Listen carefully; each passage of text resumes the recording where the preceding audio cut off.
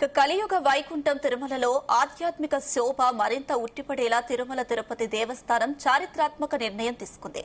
పవిత్ర పుణ్యక్షేత్రం తిరుమలలోని ప్రధాన వీధులు, కూడళ్లు, కాలినడక మార్గాలకు వేదాలు, పురాణ పురుషులు, అల్వార్లు, పరమ భక్తుల పేర్లను ఖరారు చేసింది. దీనికోసం ప్రత్యేక ఏర్పాటు చేసిన కమిటీ ఇచ్చిన ప్రతిపాదనలకు టీటీడీ పాలక మండలి ఆమోదం తెలిపింది. ఇకపై తిరుమల కొండపై ఏ ప్రాంతాన్ని ఏ పేర్లతో పిలువబోతున్నారో ఇప్పుడు చూద్దాం.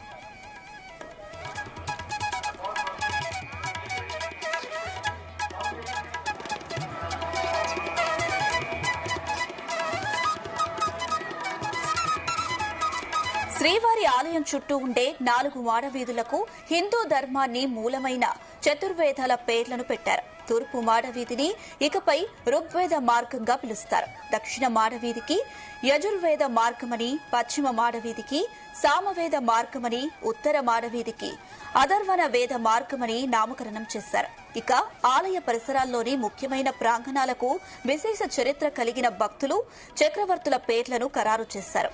బేడి ఆంజనేయ స్వామి ఆలయ ప్రాంతాన్ని సలువ నరసింహరాయల ప్రాంగణంగా, అలాగే శ్రీవారి ఆలయం ఎదురుగా ఉన్న విశాలమైన ఖాళీ ప్రదేశాన్ని భగవత్ రామానుజాచార్య ప్రాంగణంగా వ్యవహరిస్తారు. అలాగే మూవింగ్ బ్రిడ్జ్ నుంచి సహస్ర దీపాలంకరణ సేవ జరిగే ప్రాంతం వరకు తిరుమల నంబి ప్రాంగణమని, శ్రీవారి ఆలయం వెనుక భాగాన్ని అనంతల్వార్ ప్రాంగణమని నామకరణం చేశారు.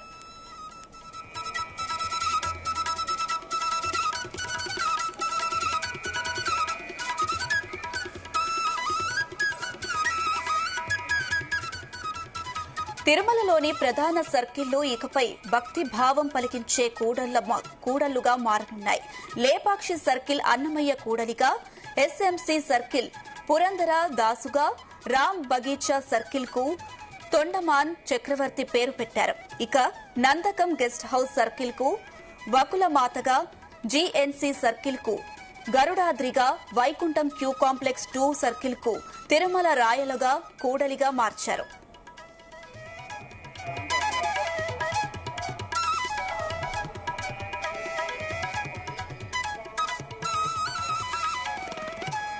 భక్తుల సౌకర్యార్థం తిరుమల చుట్టూ ఉండే రహదారులకు కూడా ఆధ్యాత్మిక స్పర్శను ఇచ్చారు.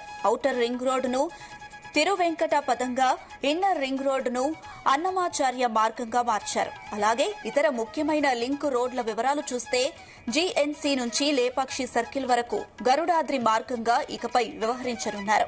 అలాగే పద్మావతి విచారణ కార్యాలయం నుంచి రెస్ట్ హౌస్ వరకు పద్మావతి మార్గమని, బస్టాండ్ నుంచి ఎంప్లాయీస్ క్యాంటీన్ వరకు కులశేఖర అల్వార్ల మార్గంగా నామకరణం చేశారు. ఇక నందకం సర్కిల్ నుంచి గోగర్భం డ్యాం వరకు నిత్య కళ్యాణ మార్గం, పిండిమర సర్కిల్ నుంచి ఔటర్ రింగ్ రోడ్ వరకు ఆకాశగంగా మార్గం, రామ్ బగీచా నుంచి పుష్కరిణి వరకు శ్రీకృష్ణదేవరాయల మార్గంగా మార్చారు. స్వామివారిని దర్శించుకోవడానికి వచ్చే భక్తులకు నడిచే దారులకు కూడా పవిత్రమైన పేర్లు పెట్టారు. జీఎన్సీ లేపాక్షి నడకదారికి నమ్మల్వార్ మార్గమని, శ్రీవారి మెట్టు నడకదారికి శ్రీవారి మార్గమని నామకరణం చేశారు.